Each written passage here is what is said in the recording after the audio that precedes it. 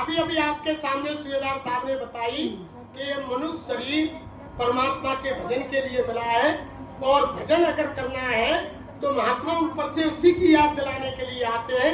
और आते ही हमारे गुरु महाराज ने हमसे कहा कि हम आए हुए देश से जहाँ तुम्हारो धाम और तुमको घर पहुँचा दो, ये हमारो। गुरु महाराज ने आकर के कहा, रे बच्चे बच्चियों, हम उस तुम्हारे सच्चे देश से आए हैं जहाँ कोई दुख नाम की चीज ही नहीं है। महात्माओं ने कहा कि साधो ये नहीं देश तुम्हारा, संतो ये नहीं देश तुम्हारा, और तप कर हमें निरंजन लायो, झंझरी दीप मजारा, साधो ये नहीं देश। उदय न अस्त दिवानी रजनी, उदय न अस्त दिवानी रजनी, बिना ज्योत उजियारा, साधो ये नहीं देश। वह ना तो सूर्य अस्त होता है, ना वह सूर्य निकलता है, ना रात होती है, ना वह दिन होता है, वह 24 घंटे एक साथ होता है, उजाला ही उजाला है। ऐसा देश वो हमारा है। ये संसार आपका हमारा नहीं है। महात्माओं ने बताया, अगर ये संसार आपका हमारा होता तो आज हमारे आपके बीच से हमारे बुजुर्ग माँ बाप दादी बाबा नहीं जाते, वो भी यहीं रहते। अगर हमारे बुजुर्ग इस दुनिया से चले गए तो एक दिन आप हमको भी इस दुनिया से जाना है। लेकिन हम समझ नहीं रहे।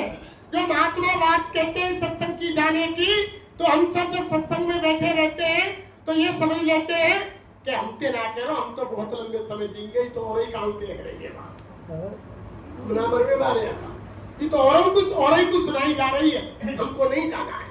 लेकिन प्रेमियों, वो समय निश्चित है जब कहा है कि चारों तरफ योद्धा खड़े और सभी बजाने गाल और रंग महलते ले चला ऐसा काल। जब वो आएंगे यम के दूत फरसते, शीश महल में बंद हो जाना, कितने भी फौज फाटे लगा देना, कितने भी ऊपर ऐसे सारे लगा देना कि वहाँ पक्षी भी यानी पैर नहीं मारे, कोई अंदर जाए तो आवाज आने लग जाए, फिर भी आप उन यम के दूत सिपाहियों को रोक नहीं सकते। वो अंदर आ जाएंगे और आपकी आत्मा को इस शरीर से जबरन निकाल के बाहर खड़ा कर देंगे। ये शरीर धड़ाम से जमीन पर गिर जाएगा और दुनिया का कोई साजो सामान हमारे और आपके साथ नहीं है। इसलिए महात्मा समझा रहे हैं कि अभी भी समय है, आप समय निकाल करके परमात्मा का भजन कर लो। अभी भी आपकी उम्र बाकी है, कुछ जो सांसें बची है, जो यानी गई सो गई, अब रही सही में अपना काम बना लो प्रेमियों, इसी में काम कर लो, फिर भी आपका काम बन जाएगा। अरे हमारे गुरु महाराज ने तो इतना कहा कि आप यानी शाकाहारी हो जाओ, सदाचारी हो जाओ, मांस मछली अंडे शराब का सेवन छोड़ दो और छोटी मोटी यही सेवा कर लो कि भूखे को भोजन करा दो, प्यासे को पानी पिला दो, जीवों पर दया कर दो, तो अगले समय में तुम मनुष्य जन्म पाने के अधिकारी तो हो ही जाओगे। अगर इतना काम तुमने कर दिया प्रेमियों, भूखे को भोजन खिला दिया, प्यासे को पानी पिला दिया, जीवों पर दया कर दी, तो अगले समय में आपको मनुष्य जन्म जरूर मिलेगा। और अगर आपने ऐसा नहीं किया तो ये फिर मनुष्य शरीर दोबारा मिलने वाला नहीं। फिर आपको जानवर पक्षी गधा घोड़ा मृगा सुअर पेड़ पौधे पहाड़ पर्वत यानी 4 खंड 84 लाख योनियों में डाल दिया जाएगा और जन्म जन्मांतर तक आपको कर्मों की सजा भुगतनी पड़ेगी। फिर ये लौट के आपको मनुष्य शरीर नहीं। इसलिए महात्मा समझा रहे हैं प्रेमियों, कोई महात्माओं का लोभ लालच नहीं और हमारा भी आपसे कोई लोभ लालच नहीं। ये गुरु महाराज का आदेश है, इसलिए ने हर महीने आपको यानी मालिक की चर्चा सुनने को मिलती है। कोई लोभ लालच से कार्य नहीं कराते क्या? कोई लोभ लालच, ये तो आपके भलाई के लिए गुरु महाराज ने जगह जगह अपने प्रेमियों को आदेश देकर कहा है कि मेरा संदेश यानी 7 दिन के अंदर, इतवार को गुरुवार को सप्ताह में 1 बार करो, सप्ताह में नहीं करते हो तो 1 हफ्ता में 15 दिन में करो, 15 दिन में नहीं करते हो तो महीने के महीने करो, ऐसे रोजाना करो शाम। लेकिन नहीं समय मिलता है तो महीने में 1 बार तो कम से कम यानी मालिक की चर्चा सुन ले तो ताजगी आ जाए। जब ताजगी आती है तभी यानी मन मालिक की तरफ मुड़ता है। जब हम घर गृहस्थी के कामों में संसार के झंझटों में लगे रहेंगे और यानी सत्संग में नहीं जाएंगे तो यानी कैसे मालिक की फिर हम याद करेंगे, कैसे हमको यानी भजन भक्ति होगी, कैसे परमात्मा का दीदार दर्शन होगा। रामायण में भी तो साफ लिखा हुआ है, भक्त स्वतंत्र सकल गुण खानी, बिन सत्संग न पावे प्राणी। यानी भक्ति यानी बिल्कुल ऐसी है आजाद स्वतंत्र सकल गुणों की खान, लेकिन वो मिलेगी कहाँ? सत्संग के अंदर। और सत्संग कहाँ मिलेगा? महात्माओं की शरण में। जो भी सुबेदार साहब ने बताया कि ये तो चर्चा हो रही है, सत्संग का मतलब ये नहीं है कि कोई उपदेश देना, कोई कहानी किस्सा कहना, या कोई ढोलक मजीरा बजाना, या तालियां पीटना, या नाच गान करना, ये सत्संग नहीं है। सत्संग का मतलब है जब सत्य को सत्य से जोड़ा जाता हो, जब सत्य का सत्संग किया जाता हो, संग किया जाता हो। जैसे अभी बताया कि सत्य आत्मा और सत्य परमात्मा, जब आत्मा को परमात्मा से मिलाया जाता हो उसको कहते हैं सत्य, और वो केवल महापुरुषों के साथ होता है। हमारी आपकी कोई हैसियत औकात नहीं कि हम आत्मा को जगा करके परमात्मा से मिला दे, या आत्मा को जगा करके परमात्मा का दीदार दर्शन करा दे। ये काम तो महात्मा करते हैं, और जो इनकी जबान से जो भी शब्द निकलते हैं वो भी सत्य शब्द निकलते हैं। तो महात्माओं का संग करना, उनके वचन सुनना और आत्मा को परमात्मा से मिलाना, ये महापुरुषों का काम होता है। ये महापुरुषों का काम होता है। जब हम सत्संग के अंदर आएंगे तो तभी तो यानी भक्ति जगेगी। वो सारी जितने भी तुम रात दिन आरती करते हो सब में यही बताया, भागवत का मतलब भी यही है, लेकिन हम आप नहीं समझ पा रहे। आरती रात दिन तुम मंदिरों में, घर में रोजाना यानी तुम कथा पढ़वाते हो, तुम्हारे घर में आकर के ब्राह्मण कथा पढ़ते हैं, वो सत्यनारायण की कथा। वो आज तक किसी भाई बहन ने किसी कथा पढ़ने वाले पंडित से पूछा कि बताओ पंडित जी महाराज वो सत्यनारायण की कथा कौन सी है? पंडित जी ने जब घर आके पढ़ा तो लीलावती कलावती का महात्म बताया। किसी पंडित ने बताई आपको कि सत्यनारायण की कथा क्या है? आपने सुनी? उसमें क्या सुना कि एक लीलावती हुई, एक कलावती हुई। लीलावती ने ऐसा किया, उसको ऐसा फल मिला, कलावती ने ऐसा किया, उसको ऐसा फल मिला। बताओ किसी ने सत्यनारायण की कथा सुनी? आज तक किसी ने सुनी? किसी ने सुनाई? नहीं सुनी। यही तो असली सत्यनारायण की कथा है। जब महापुरुषों के सत्संग में जाओगे, जहाँ आत्मा को परमात्मा से मिलाया जाता है, वह असली सत्यनारायण की कथा है। ये कथा है। वो तो महात्म सुनाते हैं, लीलावती कलावती। आज तक किसी ने यानी सत्यनारायण की कथा नहीं सुनाई। क्या यानी सबसे पहले नेम सारण के अंदर 88,000 ऋषि मुनि महात्माओं को सूत जी महाराज ने असली सत्यनारायण की कथा सुनाई, नेम सारण में सुनाई। ये तो हम तुम करवाते हैं कि बच्ची की शादी हो गई, शादी के बाद घर में कथा होनी चाहिए, तो बुलाइए पंडित जी, और पंडित जी बता रहे कि लीलावती और कलावती, माने ऐसा की और माने ऐसा की और ऐसा भाई। लेकिन असली सत्यनारायण की कथा किसी ने नहीं सुनी। असली सत्यनारायण की कथा महात्माओं के दरबार में होती है। और यही हम यानी रात दिन आरती में भी कहते हैं। रात दिन आरती में तो हम यही बोलते हैं ओम जय जगदीश हरे में, लेकिन हम तुम समझते नहीं है, बोल तो जाते हैं। यही आरती कह रही है, विषय विकार मिटाओ पाप हरो देवा, स्वामी पाप हरो देवा, श्रद्धा भक्त बढ़ाओ, श्रद्धा भक्त बढ़ाओ, संतन की सेवा ओम जय जगदीश हरे। हम आप जगदीश भगवान से यही प्रार्थना करते हैं कि हे भगवान, हे देवी माँ, हे भगवान कृष्ण, हे भगवान राम, हे हनुमान जी महाराज, हे दुर्गा माता, हमारे विषय विकारों को मिटाओ, हमारे पापों का हरण कर, और हमारे अंदर इतनी यानी भक्ति श्रद्धा यानी बढ़ाओ, जिससे हम संत महात्माओं के पास जाएं और उनसे रास्ता ले और आत्मा का कल्याण करें। विषय विकार मिटाओ पाप हरो देवा, और श्रद्धा भक्त बढ़ाओ संतन की सेवा ओम जय जगदीश हरे। सारी जगह यही चर्चा आ रही है। कहीं भी आप जाकर के देख लो, राम ने भी यही कहा। गोसाई महाराज ने रामायण में लिखा कि मोर वचन पड़े चाहे फीका, और संत वचन पत्थर की लीका। यही बात सबरी के लिए रात दिन सबरी ने यानी भील पुत्री सबरी ने इतनी यानी कष्ट सहे, इतनी बड़ी भक्ति की सबरी ने कि लास्ट में आकर के भगवान जब उनकी कुटिया पर आए तो सबरी ने कहा, हे मालिक तुम आ तो गए, संसार वालों ने मुझे बड़ा परेशान किया, बड़ा दुख दिया, बड़ा संसार ने मुझे ताने मारे, बड़ी यातनाएं दी, तो दया करके मुझे तुम्हारे परम धाम को ले चलो। तो भगवान ने क्या कहा, अरे कि भक्त सबरी, मुझे आदेश नहीं कि मैं तुमको सीधे परम धाम को ले चलूं, मैं तुमको नवदा भक्ति बताता हूँ। जब राम ने नवदा भक्ति बताई तो उसमें भी क्या कहा, प्रथम भगत संतन कर संगा, दूजी रत्न कथा संगा, सप्तम में मोह सब जग देखा, मोते अधिक संत कर लेखा। सातवीं में तो ये कह दिया कि सारा संसार मेरे अंदर दिखाई दे रहा है, मैं हूँ सारे संसार का सृजनहार, लेकिन फिर भी संत मुझसे बड़े। यानी जब तक यही भागवत का अर्थ भी यही होता है, आप नहीं समझ पा रहे हैं। भागवत भा का मतलब भक्ति, जब भक्ति होगी वा का मतलब गा का मतलब ज्ञान, जब भक्ति करेंगे तो ज्ञान प्राप्त होगा, ज्ञान होगा फिर वो आता है, फिर वैराग होगा ज्ञान से, फिर लास्ट में ता आता है, फिर उसके बाद संसार से त्याग होगा।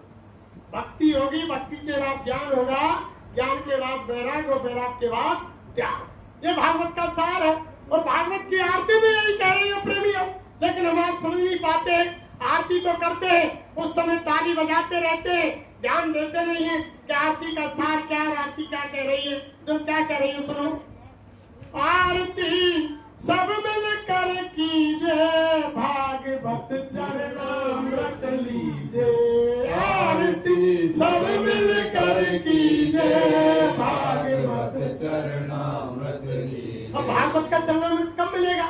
फिर आगे क्या कह रही है कि हिये पे चढ़े भक्ति को रंग, हिये पे चढ़े भक्ति को रंग, ये पे भक्ति का रंग कब चढ़ेगा प्रेमियों?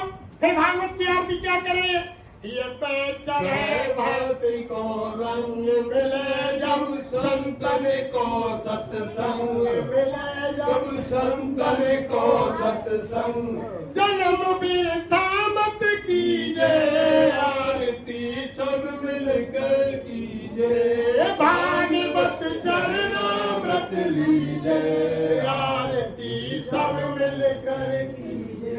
यही हमारी भागवत महारानी कह रही है कि संतों के पास जाना पड़ेगा। यानी सारी चीज ये कहीं भी आप देख लो, जब तक संत महात्मा नहीं मिलेंगे, भगवान ने साफ कह दिया, रामायण के अंदर लिखा हुआ है कि काल रूप में कर्म कराता, शुभ और अशुभ कर्म फल करता है, उसको उसके कर्म का फल भगवान ने कहा। भगवान माफ नहीं करता है।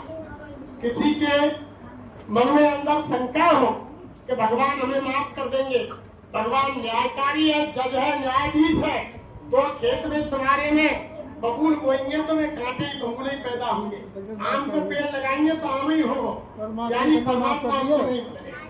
परमात्मा तो न्यायकारी है, जो तुम जैसा कर्म करेंगे वो तो यानी ऊपर से बैठा देख रहा है, दो दूत कंधों पर बैठा रखे हैं, मालिक ने वहीं से ऑटोमेटिक कैमरा प्रत्येक जीव के साथ फिट कर दिया है कि वो ऐसा कैमरा है प्रेमियों, वो लोहे लक्कड़ स्टील का नहीं है जो खराब हो जाए। जो सीसीटीवी कैमरे ये जगह जगह दुकान में, बाजार में, अब तो गांव में अपने घरों में भी लगे हुए हैं बहुत जगह जगह, उसके आप तार को काट सकते हो, कैमरे को फोड़ सकते हो, लेकिन उस परमपिता परमात्मा का ऐसा कैमरा है, न उसका कोई तार काट सकता है, न कैमरे को तोड़ सकता है। वो तो प्रत्येक जीव के अंदर ऐसा लगा हुआ है कि वो खराब नहीं होता। वो हर जगह आप जहां भी अच्छा बुरा कर्म, जंगल में, पहाड़ में, पर्वत में, और यानी अंधेरे में, उजारे में, रात में, दिन में, शीश महल में, अपने मकान के अंदर जो भी तुम अच्छा बुरा कर्म करोगे वो सब कैमरे के अंदर आपकी रील आ जाएगी। मत बुरे कर्म कर बंदे, नहीं तो पछताएगा, भगवान की नजर से तू कभी न बच पाएगा। उसकी नजर से बचने वाले नहीं है। वो चल रहा है लगातार, दोनों दूत कंधों पर बैठे हुए लिख रहे हैं, एक अच्छा लिखता है, एक बुरा लिखता है, और इतना जरूर उसमें यानी उस मालिक ने विधान बना दिया कि जब तक बच्चा 5 साल का होता है उसको कोई कर्म नहीं लगता है। 5 साल से 1 दिन ऊपर निकलते ही दोनों दूत लिखाई शुरू कर देते हैं और वो ऑटोमेटिक कैमरा का बटन ऑन कर दिया जाता है। 5 साल से 1 दिन ऊपर जाते ही सारा हिसाब किताब आपका परमात्मा के खाते में लिखा। इसलिए महात्मा कहते हैं अरे कि भाई अपने कर्मों की माफी करा लो। और भगवान कृष्ण ने भी यही कहा कि मैं किसी का कर्म माफ नहीं करता हूँ। उन्होंने गीता के अंदर कहा कि कर्म करेगा बंदे, फल की इच्छा मत करना इंसान, और जैसा कर्म करेगा वैसा फल देगा भगवान। यह है गीता का साफ सीधा कहा कि जैसा तुम कर्म करोगे ऐसा फल दूंगा। अरे प्रेमियों, भगवान कृष्ण अगर मुक्ति देते, अपने परम धाम ले जाते, तो पांडव तो उनके साथ 24 घंटे रहे। आपने एक बात तो सुना, 24 घंटे साथ रहे। अंत में पांडवों ने मनुष्य हत्या का पाप अपने सिर पर ले लिया। जब योगेश्वर कृष्ण ने पूछा अरे पांडवों बताओ महाभारत होने के बाद कि किसने किसको मारा, अब पांडव समझ नहीं पाए। पांडवों ने समझा कि योगेश्वर कृष्ण हमको धन्यवाद देंगे, शाबाशी देंगे, बड़प्पन देंगे। उन्होंने मान बढ़ाई में आकर के कह दिया कि महाराज मैंने इतने महारथी, इतने योद्धा, इतने सैनिक मारे। ऐसे ही 5 ने अर्जुन, भीम, नकुल, सहदेव, युधिष्ठिर सबने बताया। भगवान कृष्ण सबकी सुनने के बाद जोरदारी से हंसे और कहा रे पांडवों, तुमने महाभारत देखा ही नहीं, तुम जबरन मनुष्य हत्या का पाप तुम्हारे सिर पर, किसी ने किसी को नहीं मारा और तुम कह रहे कि हमने मारा है, तो मनुष्य हत्या का पाप ले रहे हो। जब सीधे ले गए जंगल में, जब बर्बरीक का सिर पहाड़ पर रखा हुआ था, जाकर के योगेश्वर कृष्ण ने पूछा कि भैया बर्बरीक, जो आज के समय में खाटू श्याम महाराज है, वही बर्बरीक का सिर पहाड़ के ऊपर रखा हुआ था, जिनकी आज पूजा हो रही है। उनसे जाकर पूछा कि भैया बर्बरीक, तुमने महाभारत देखा? कहा महाराज योगेश्वर, मैंने बिना पलक झपके 18 दिन पूरा महाभारत देखा। तो बताओ पांडवों को, इनका बहन खत्म करो, इनकी शंका खत्म करो, ये क्या कह रहे हैं? तो बर्बरीक ने कहा कि महाराज मैंने देखा कि पूरे महाभारत के अंदर 18 दिन आपका सुदर्शन चक्र चल रहा था, प्रत्येक योद्धा के धड़ से शीश को अलग कर रहा था, किसी ने किसी को नहीं मारा। जब पांडवों से भगवान कृष्ण बोले अरे पांडवों सुनो, ये बर्बरीक क्या कह रहा कि किसी ने किसी को नहीं मारा, सुदर्शन चक्र चल रहा था, उसी ने प्रत्येक योद्धा के धड़ से शीश को अलग किया, और तुम कह रहे हमने मारा, हमने मारा। अरे पांडवों, तुमने जबरन मनुष्य हत्या का पाप तुम्हारे सिर पर ले लिया। तुम बैतरणी में चले जाओ, हिमालय में चले जाओ, एक एक गल करके खत्म हो जाओ और सीधे नरक को चले जाओ। ये क्या बता रहा है? पांडवों को नरक जाना पड़ा प्रेमियों, 24 घंटे उनके साथ रहे। यही बात उद्धव से कहा। उद्धव जब भगवान कृष्ण अपने परम धाम को जाने की तैयारी कर रहे थे, एक वृक्ष के नीचे जाकर के बैठ गए, पैर पर पैर धर के। उधर से उद्धव आ गए, उन्होंने सुना कि योगेश्वर परम धाम को जा रहे हैं, जाकर के दंडवत किया। यानी सच्चे सखा थे, बहुत समय यानी उद्धव और कृष्ण की बहुत गहरी मित्रता थी, सच्चे सखा थे। जब उद्धव ने पूछा कि भैया योगेश्वर, मैंने सुना है कि तुम तुम्हारे परम धाम को जा रहे हो। कि हाँ भैया उद्धव, अब मेरा सारा काम हो गया, मैं एक के इंतजार में बैठा हूँ, उनके आने के बाद मैं मेरे परम धाम को चला जाऊंगा। उद्धव ने कहा कि महाराज मुझको भी ले चलो, मुझको भी तुम्हारे साथ ले चलो। जब योगेश्वर कृष्ण ने कहा कि भैया उद्धव, मेरे परम धाम को कोई ऐसे नहीं जाता और मुझको भी आदेश नहीं कि किसी को मैं मेरे परम धाम ले जाऊं, तो महाराज कैसे जाएंगे? कि तुम चले जाओ भद्र का धाम, भद्र का आश्रम जाओ, भक्त के ऋषि मुनि महात्मा से योग की क्रिया पूछो और योग करो, जब मेरे परम धाम को आओ। अब उद्धव कहने लगा कि योगेश्वर कृष्ण, अब तो मुझे बुढ़ापा आ गया, अब मैं योग कैसे करूंगा?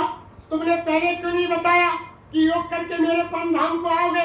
तब कृष्ण ने कहा कि भैया उद्धव, तेने पहले पूछा कहा था, तू आज पूछ रहा है, तो मैं आज बता रहा हूँ। तो इतने गिड़गिड़ाए, बड़ी मिन्नत की उद्धव ने कि महाराज ले चलो, मुझसे योग नहीं होगा। साफ मना कर दिया कि भैया उद्धव, जो विधान है वह करना पड़ेगा, भद्र का आश्रम जाओ और महात्माओं से योग की क्रिया सीखो, तब मेरे परम धाम को आओ। किसी को साथ नहीं ले गए, किसी को साथ नहीं लिया। अंत में देखो बदला भगवान को भी देना पड़ा। जब पैर पर पैर धर के बैठे थे, योगेश्वर की एड़ी में पदम था। जब पदम चमक रहा था तो बहेलिया शिकार के लिए आया और बहेलिया ने देखा कि हिरण की आंख चमक रही है, निशाना लगा करके तीर मारा और निशाना लगाया। जैसे ही तीर योगेश्वर की एड़ी में आकर लगा, आवाज आई, बहेलिया ने समझा कि शिकार हो गया, दौड़ करके आया। पेड़ के नीचे योगेश्वर बैठे हुए थे, देख करके बहेलिया घबरा गया कि भगवान मैंने आपको नहीं जाना, मुझसे गलती हो गई, मैंने हिरण की आंख समझी थी और तुमको तीर लग गया। हे योगेश्वर मुझे माफ कर दो, मुझसे गलती हो गई। तब योगेश्वर ने कहा, अरे बहेलिया, मैं बस तेरे इंतजार में बैठा था, मेरा सारा काम धरती पर जो मुझको आदेश मिला था वो पूरा हो गया। मैं धर्म की स्थापना के लिए, भक्तों की रक्षा के लिए और राक्षसों के विनाश के लिए आया था, वो पूरा काम हो गया। बस तेरा कर्म मुझसे बाकी था, इसलिए मैं आकर के बैठा। जब बहेलिया ने कहा कि महाराज मेरा इंतजार कैसा? अरे कि बहेलिया, तेरा मेरा अदला बदला त्रेता का था। तुम त्रेता के अंदर बाली थे, मैं राम था। मैंने तुमको 7 पेड़ की आग लेकर के उस यानी त्रेता के अंदर मारा था, मेरे स्वार्थ के लिए, यानी सीता की खोज के लिए, सुग्रीव से मित्रता करने के लिए तुम्हारा वध किया था। तुम बाली थे, मैं राम था, और आज तुमने मुझको छुप करके मारा। जाओ बहेलिया घर, तुम्हें पश्चाताप करने की जरूरत नहीं है।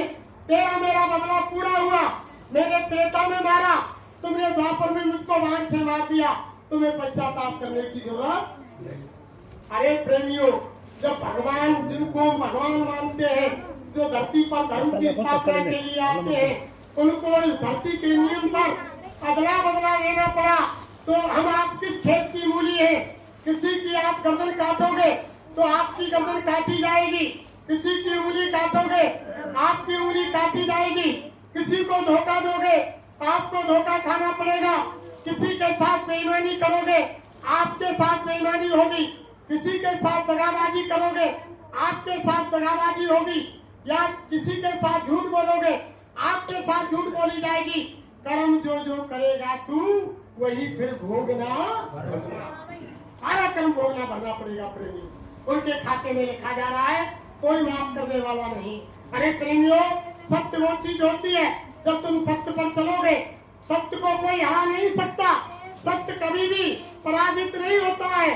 सत्य को यानी कोई भी सामने वाला परेशान कर सकता है, लेकिन सत्य को पराजित नहीं कर सकता। सत्य पराजित नहीं होता, सत्य परेशान हो सकता है लेकिन सत्य पराजित नहीं होता। तो देखो प्रेमियों, ये हर महीना सत्संग होता ही है, गुरु महाराज की चर्चा होती है। आप समय से आ जा करो, कोई ना कोई बढ़िया चीज।